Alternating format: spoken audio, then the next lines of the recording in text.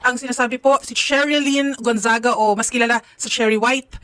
Lumapit po sa atin si Cherry White para ireklamo ang kanyang boyfriend na sinasabi po na mas kilala sa Boy Tapang. Ayan. Okay. Hello po, magandang hapon po. Nasabi na po sa amin kanina ni Sherry yung problema at susubukan po namin, tingnan namin kung pwede natin maayos pa to. Gaano kayo katagal na po magkasintahan ni Boy Tapang? Start po nung December 13. Dito lang po, bago lang. Wala pang 1 year, Wala December 13.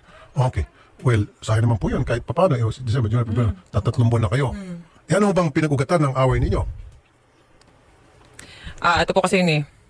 Pinagbintangan ako na nag-hack po daw ako ng Facebook. Yan, nahinak ko daw po yung Facebook, which is nung isang gabi po, akala niya hinak ko yung Facebook niya, pero lahat po ng Facebook nag-log out. Nag-message siya sa akin na ipapatulpo daw po niya ako. Okay. Ngayon, yung conversation na yun, syempre naaligaga ako. Ngayon, pinost ko. Pinost ko po yung convo na ipapatulpo ko. Tapos, bigla na lang siyang nag-live sa Facebook niya. Nagsalita po siya ng mga kasiraan about sa akin. Katulad po ng walker ako, magulang ko po adik, may matanda daw po ako. Yun po yung mga sinabi niya sa akin sa live. 1 hour po siyang naka-live. Pero pagkatapos niya, nag-usap na ho ba kayo, ma'am? Hindi po. Okay.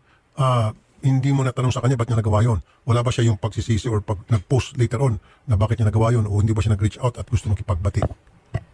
Wala po eh.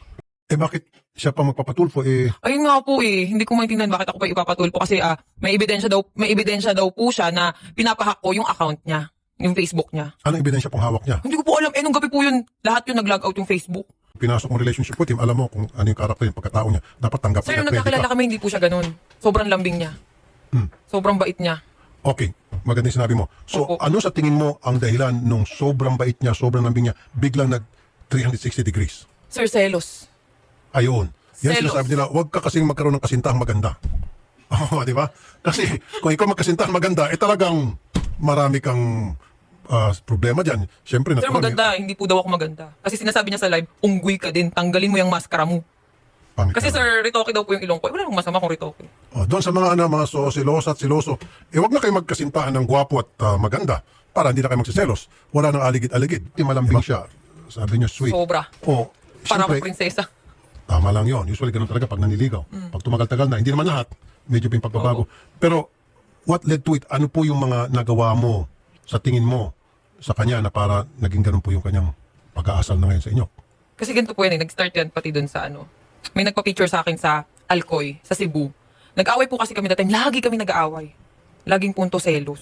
Siyempre ako nagselos din ako. Pero yung pinagsiselosan ko, habang hawak niya ako, naka-video sila. Nasa kalsada po kami, may video ako. Nasa kalsada sila. Ano, nakipag-sex ka doon? Ginaganyan niya ako, nakipag-sex ka dyan sa baba? Anong ginawa mo dyan? Sabi ko, mga followers, nagpa-picture sa akin. Anong masama? Doon na siya na-trigger. Nagselos siya, yun. So, may nagpa-picture sa yung mga followers, pinagsilosan niya po yun. Opo, yung mga taga Cebu. Doon po sa lugar na yun. Natural lang po sa ating mga vloggers, magisiguro sa kanya, pag may nakikita mga followers nagpapapicture, hindi niyo po naunawaan yun, bakit wala ko ba nagpapapicture sa kanya? Madami din po. Oh, at ikaw, nagsiselos ka ba pag may nagpapicture sa Hindi kanya? po. Normal po yun eh. Pag akyat ko yun, nagalit na siya. Anong dahilan daw bakit si Boy Tapang, siya pa sana magpapatulfo? Ano sinasabi? Pinahack ko daw po yung account niya kaya ipapatulpo niya ako. Ba't nandito po kayo ngayon?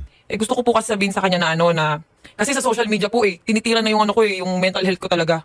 May mga nagbabanta din, tapos hindi na ako makatulog ng maayos sa lahat ng sinasabi ng tao. Ganyan pala yung babaeng yan, may matanda. Kasi yung sinasabi niya pong matanda, tatay po ng anak ko yun. Na 40 years old plus. Yun yung sinasabi niya na matanda ko. Tapos ito, Pero lang, okay. Yung ba na isabi mo sa kanya bago kayo nakipagrelasyon sa kanya na ako ay mayroong anak at ang tatay nito ay alam niya po yun. Okay, so dapat hindi niya sinisingil sa yon. Dineklara niya yun sa kanya. Okay. So ano pa po yung kanyang hinaing? Sa social media, yung mga luxury bag ko daw po ay galing sa sugar daddy. Yun yung sinasabi niya. Na pinost ko, galing po yun sa sarili kong pinagpaguran yun.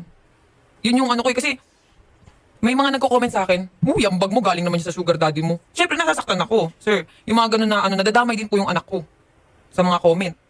Kaya sabi ko, hindi po ako sumagot sa sa Facebook. Gusto ko daanin na lang namin sa Okay. Kasi ma'am, ito, kung talagang hindi kayo magpag-ayos at lumalato, kung yun po yung naitabi nyo o na screenshot nyo, yung mga pananalita na hindi totoo, pwede humacyber label natin. Kung sino man yung gusto nyo, may kagagawa niyan. Siya nga pala, kanina pa malala ko, yung lawyer po ni Boy Tapang gusto ata makipag-usap off-air. So willing ho ba kayo pagkatapos nito, pag-usapin naman kayo off-air. Sige Pero po. atang gusto sabihin yung lawyer. Siyempre, yung lawyer siguro, alam niya na pwede ka mag-cyber libel. Bang pinost niyo po na may sinabi kayong mga libelous, yung mga Ay, wala po. malisyosong mga pananalita, wala. Walang cyber libel. Kasi alam ko po yung mangyayari. Kaya hindi po ako sumagot. Pero yung mga tao pong nagsalita ng mga hindi maganda laban sa inyo, paninirang puri, yung po, pwede tayo mag-cyber libel, tutulong po kami. Okay? Sige po, si Boy Tapang daw, mamaya na lang daw magsalita. Yung, may Actually, sir, panawagan. may post po siya sa Facebook 20 minutes ago kanina po.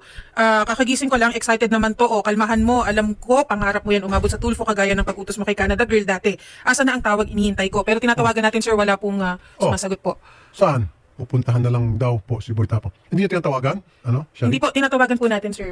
Ringing po, hindi po sumasagot, sir. Pero May nakausap mga natin po kanina yung lawyer, di ba? Opo, hindi po sumasagot. Tapos kanina, ngayon po, cannot be reached na po. Yung number po na ibinigay po ni Ma'am Kasi nga, Sherry White. ayaw nga nila ng on-air. Ang gusto nila off-air. Yung lawyer. Yung lawyer daw po ang willing Yung lawyer daw po, makipag-usap. Ma'am Cherry White, willing na ata makipag-usap. So mas maganda kung lawyer, alam niya na anong pwede mangyari base dun sa mga sinabi mo na mga post. Actually, sa Rappi meron din po akong lawyer. Pwede din po siyang yun din yung makipag-usap. Lawyer to lawyer. Opo. Patay na, mukhang tumitindi na to. Ako Maris, kayong dalawa lang. Hindi po. Mas mabilis masolve yun kung kayong dalawa lang. Hindi Kasi na po pag lawyer kaya to lawyer, medyo ibang level Napahiya na. na po kasi ako sa social media eh. Walang, Nadama yung anak ko eh. walang pag-asa magkabalikan Wala kayo. po. Naku. Ano po mensahe nyo kay Boy Tapang? Huwag ko kayo magsalita ng mga masakit. Alam ko po yun. Alam ko. Sige. Kasi Ano- sa Facebook nga po, hindi ako nagsalita ng di maganda. Dito pa po kaya. Sige po, ano po yung mga gusto sabihin sa kanya? Nanonood po siya malamang kasi kinatbilis na po siya, pinatay niya yung cellphone. Ano po, ang gusto niyong ayan po, tingin sa camera. Mensahe niyo po sa kanya. Wala. Good luck. Yun lang. Good luck. Good luck sa'yo. Good luck sa atin. Kaya kayo dyan huwag kayong umibig sa maganda at sa gwapo. Hanapin nyo yung pangit para wala na kayong problema. Hindi na magsuswangit ang mga mukha nyo. Totoo yan. Palang pinagawa yung selos. Yes, thank you ma'am. Di ba? Ngayon, kung kumuha si Boy Tapang ng pangit, hindi siya kayo magselos. Oh. Kung si Ma'am Cheryl man kumuha ng pangit na lalaki, hindi na siya magselos. Walang selosan. Oh, pangit to pangit.